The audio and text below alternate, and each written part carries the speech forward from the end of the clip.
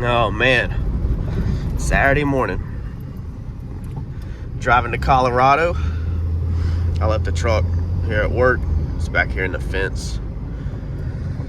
Oh man, let's go back here and get this motor, get this truck, get through all these cars without hitting anything. Goodness gracious, I got too many cars everywhere.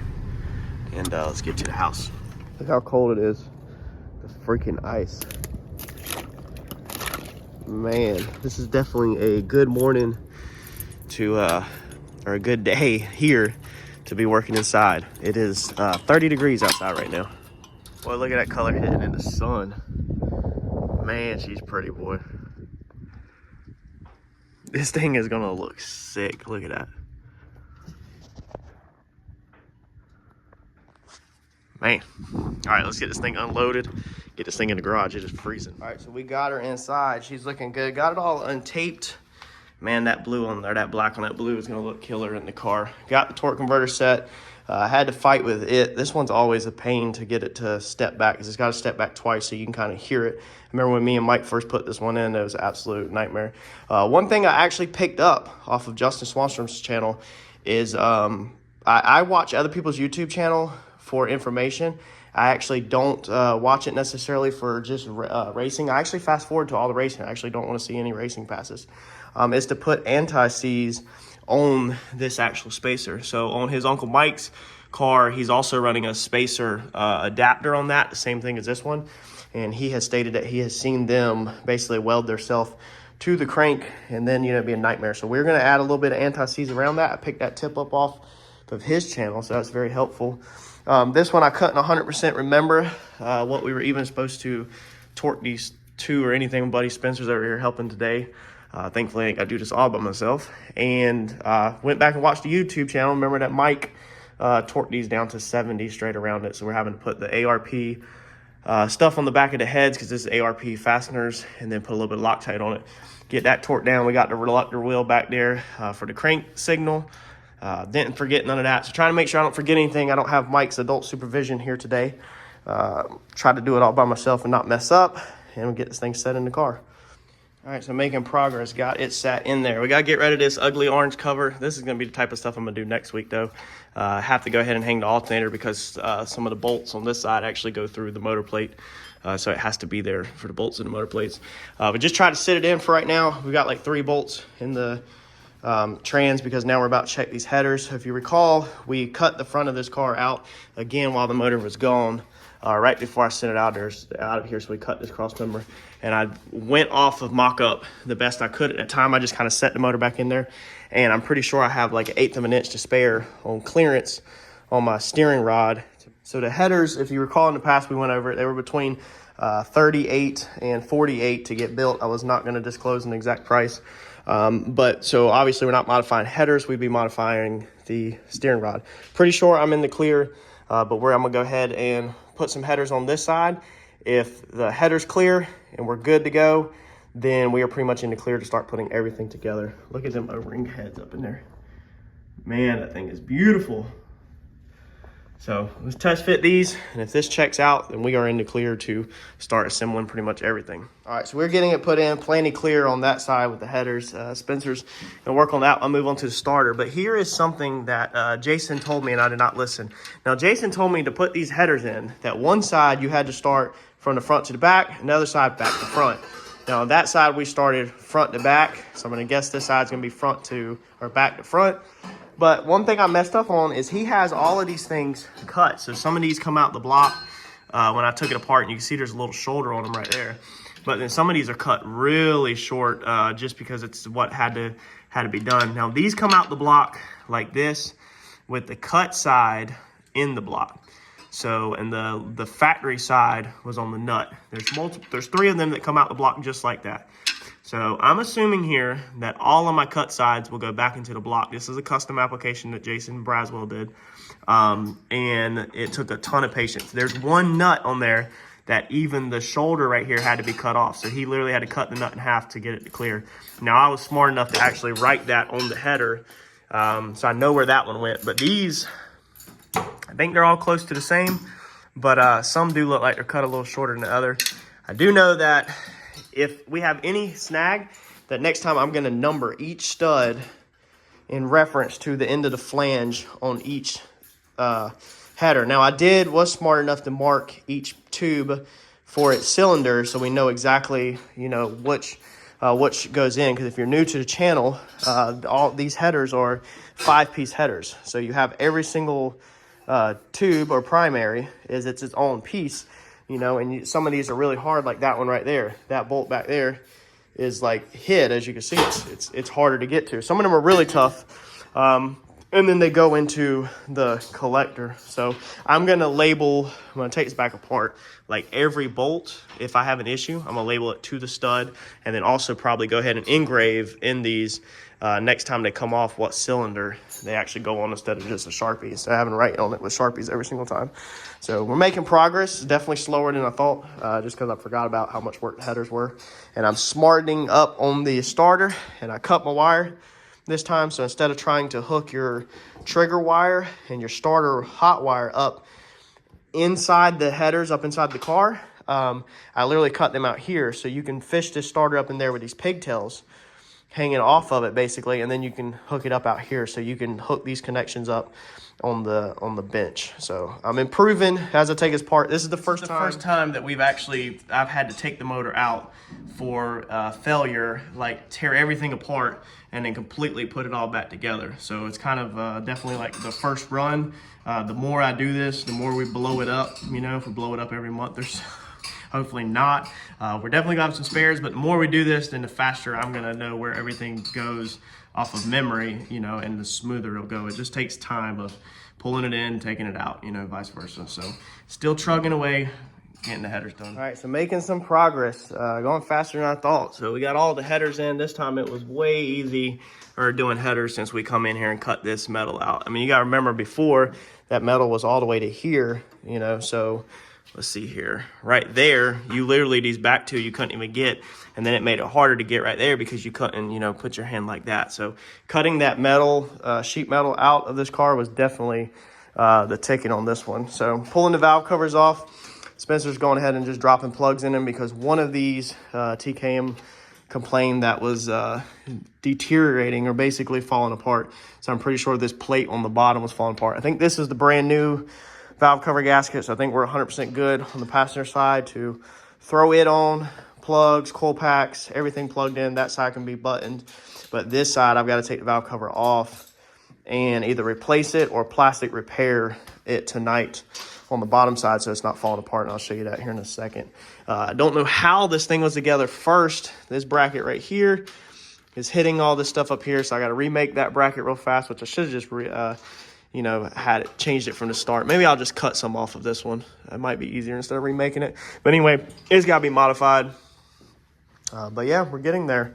So I think it's definitely going faster than planned. See, TKM got everything together. All the lockouts. There's our L&M race engines, lockout plates. So everything's fully locked out on this motor. L&M did all the internals pretty much. So L&M are responsible for the pistons. The cams are custom grind L&M race engine cams, and then they did the lockout plates and all that. TKM wanted me to upgrade it this time, but when I go over the bill with y'all are going to understand the reason why I did not make any more upgrades on this one. We upgraded the rods, and that was it. So looks all nice and clean, looks better than last time, and I'm going to show you here later on when we go over everything. I'm actually going to show you them heads, and I'm going to show you the piston that come out of this motor. All right, making some more progress, but this is where it slows down. So on the passenger or the driver valve cover, this area right here is all supposed to be a baffling from the factory. It goes way over here, and it actually picks up over here. So TKM has took it off because it's falling apart. They don't want the trash to fall all down in there. So our options now is basically to somehow get this burn down tube off of here. This is panel bonded on. Panel bond, as we went over it on the channel, it's not designed to actually come off. So we might have to cut this valve cover off and then basically grind the plastic away back to the metal and start over with a new valve cover. We got to fix that issue, or we remake a baffling for that, which I don't know if I'm necessarily comfortable with doing panel bond from the inside with all that motor oil in there and it not sticking and then it coming apart.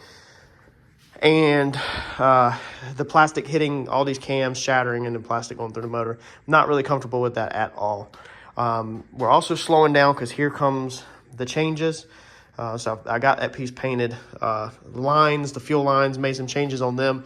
So they're a million times cleaner back here in the back. They're not anywhere near anything. Like big improvements on the fuel lines this go around. But then up here, there's also a possibility of deleting the water pump, the electric water pump, and going back with a belt drive one. So I have mocked up the factory one, painted it, and then mocked on this piece because I don't know what I'm going to do yet. I think there's an aftermarket piece I'm about to look up. And then put the factory pulley on just for right now. If we were going to keep this, we'd be upgrading the pulley.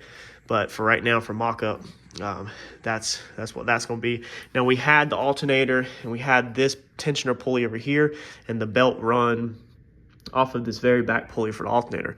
We weren't using the center one. The center one is for the water pump. So the water pump, this center, and this tensioner pulley, which is added, this wasn't on here, it is all in the same line. So I can use this, but I don't know how much clearance I have on the Procharger. So I've got to set the Procharger here later this afternoon. I've got to pause for a little bit and watch, hang out with Harper Joe while her mama goes out to dinner. So I'm gonna do some research on this piece. Now we could easily cut this off. Me and Mike can weld it up. We could shoot a water line out this way, whatever, if we have the distance in and out, which I think we do because my Procharger is set up for a factory Mustang. This is a factory Mustang timing cover. So I think everything's going to work, but that's going to be later on tonight to figure out. So big slowdown with cleaning up the wiring. We redid that bracket down there. So now this thing is nowhere near touching underneath here or anything, and this thing is just looking really freaking tough with that blue, man. I really dig it. So yeah, none of this is staying ugly. Just got to kind of sort things out, man, and figure out what we're gonna do. Still got grounds to hook up there, and on the back of the head on that side. Already hooked the holly ground up on this side. And once we figure out the Procharger stuff, and once we figure out the water pump stuff while everything's out of the way, then we can finally stack our radiator and intercooler and tighten down this. Got to get the belt on the alternator and all that. So making progress. So I actually went to O'Reilly's to try to find a belt by length for just this water pump. So basically it needs to run off just the water pump because everything else is staggered. So the alternator is now staggered in, the water pump's there, and then the Procharger's out here. They didn't have no belts in stock, but I remember, if we all remember when we were doing the alternator belt, we had to find one for length, and I accidentally messed up on this one and lost the receipt. This one works, so if you need this part number, it's going to be a 38 and 5/8 length, and that's the part number for the belt. And this is going to work on the Coyote if you only run on the water pump. So if you only want to run your water pump, you have anything similar to this, and you're going around the harmonic bouncer, then you're coming up and going around the water pump. You're going around an idler and then around a tensioner. Now from the factory, the tensioner pulley is an idler pulley. Okay, so it's like a slick, or it's not necessarily a idler pulley, but it's slick, okay? And then your idler pulley right here is actually ribbed. What I did was I switched these. I took the rib one off of here and put the rib one on the tensioner, but I put it on backwards. If you put it on the correct way, then it actually hits this. So this lip right here, this right here is wider than that side over there, so it hits. Now it looks like it's in straight. It looks like it's on straight. If it starts to throw belts, then what I'll do is I'll actually grind some of this width down so it will clearance the tensioner pulley. It free spins without the belt on there, and then I move this one up here. The inner diameters of these both fit vice versa, so they can be swapped back and forth. But that's the length I come up with. That's pretty much the smallest belt you can run. Anything bigger than that would, have to be, anything bigger than that would sweep more of the tension back this way. So this puts it at like max tension, which is what I prefer. So yeah, and I actually just realized I got to take this back off so I can get alternator pulley or alternator belt on first because it goes all the way in the back. Then put this one on, and then we can work our way out here to the Procharger. All right, made some good progress today, but we're gonna have to call it quits. So it's getting late. Need to order some stuff. The sad thing is I don't 100% know exactly yet the lengths of the lines. I'm trying to piece stuff together. We're really tight. We haven't went over the numbers yet, but this thing cost a lot to get it repaired this time. So I'm really tight on what I want to order. So I'm trying to make some stuff that already had work. We can always change stuff later. I'm gonna flip the camera around and show you where we got caught up to. First off, huge shout to my buddy Spencer for coming over today and helping get this thing, you know, all together, because it's a lot. I wouldn't have been able to do it all by myself this fast. So we made a lot of grounds, got more to go tomorrow.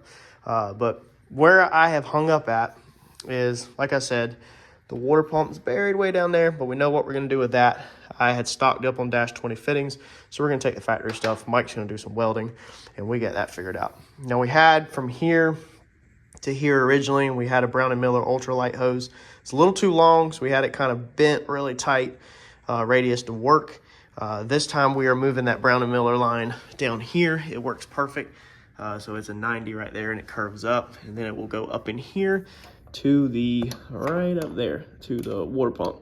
So that's where the water pump outing is. So Mike will weld an AN fitting on that. Everything's wiggling because it's just mock-up, just trying to figure out mock-up. So that's gonna work out really good. We got our oil filter housing here, but I still need to make the connections with the clear view and this to the block. Now, I have my old lines. We're gonna replace them because I think they were part of the problem with leaking. I got them here just because I know the length of them, and it kind of gets me out off the motor. I've just got them finger tight on there just to help me measure. So I'm trying to figure out the old lines and the clear view location. As you can see, we start stacking everything on the front of this guy. We run out of room quick. So we're gonna replace this so that we can move that line down there to make that line work. It still comes off the same right there. It'll still go on the top. The only thing we're changing is the water pump setup. So we got to make this line. I have this fitting that come off of another damaged line, and then I already had that 90 already put on that one. So as you can see, that right there will work perfect for the most part. So I'll come in here tomorrow and cut this and refit that on, and that will be taken care of with a cheap Amazon fitting. As you can see, this is the one that was on our water pump. So we got that sorted out, got the belt situation sorted out. Need to put the bolts in the transmission, bell housing, need to put that ground on, need to put southern ground on, need to grind some paint over there for a ground. Let's see here, we need to put the collectors on the headers, and then I think we'll be all done. I picked up the oil filter this afternoon, so we got to change the oil filter out. That's the old oil filter. The clear view is where I'm hanging up on, and that's the reason why I was kind of mocking stuff up to see what's going on. Thing about putting the clear view right here, honestly, I want to be able to see it easily from the top and get to this port to give it air. I can come off of this bracket with a piece of like, I hate to use corner iron, but something. Maybe I'll even make something out of steel with some mounts that bends down, and then I have got one of my mounts right there. So again, this is the reason why I love these mounts. We've went over them in the past on the channel, is because you can move them around. They're for light bars or LED light bars or anything off Amazon or eBay. I think that's called Go Lizard. I think that's the name of them. I've showed them in the past, but that's where it comes in handy for like this, because you know this time we're moving our oil filter out here, whereas before we had it mounted to the motor plate way up in right there, up in there. That's where it was. So we got it out here, where it's way more easier this time to see the lines and everything. And I'm using the mounts. So instead of welding freaking tabs all over your chassis and then changing or growing and having to move tabs, you can use these mounts, and they work amazing. I mean, they really bite really, really good. And like I said, I have went over them in the past on other things. So that side's good. Originally, I was going to mount the clear view inside there, but as you can see, when you actually sit, and I was figuring it out with the radiator out, and thank God I put the radiator in there. When you put the radiator there, you can see that's a no-go because of that fitting right there. So that's not going to work. Now, I could possibly move that somewhere else and put this right there, but then I'm just afraid that with the fender on the car at the track, it's just going to be so far down in there that you're just not going to be able to see it great. You know, I mean, you shine a flashlight in there, but you're not going to be able to see the details without taking this thing apart. And it clearly, you know, take it apart, it needs a little bit of torque to get to these bolts, you know, so it's just hard to work down there. So I'm definitely thinking this clear view needs to be up top. It's just where up top, I don't know. I'm probably going to have to put the bar on tomorrow.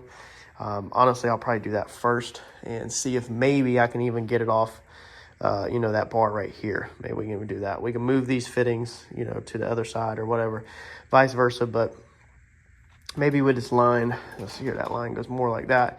You know, maybe we can come off that bar and mount it kind of up here or something. You know, I'm not opposed to welding off my front end right there because I can easily repaint it, even though I really don't want to. But I don't know. I'm thinking the clear view is going to be over here somewhere. It's just what sucks is the oil lines are all the way over there. So we would be bringing oil lines from there to here and then back over there. I really hate that. I really hate it. I really love for it to be over there. But like I just showed, I'm just slam running out of real estate. You got oil lines over here, Procharged over here. You don't got a lot to work with. You know, we could somehow build some kind of bracket, I guess, for it to go right here. That's a possibility, but I don't know. So the hood latches or the hood hinges go right here. So we could float it out here somehow with the bracket,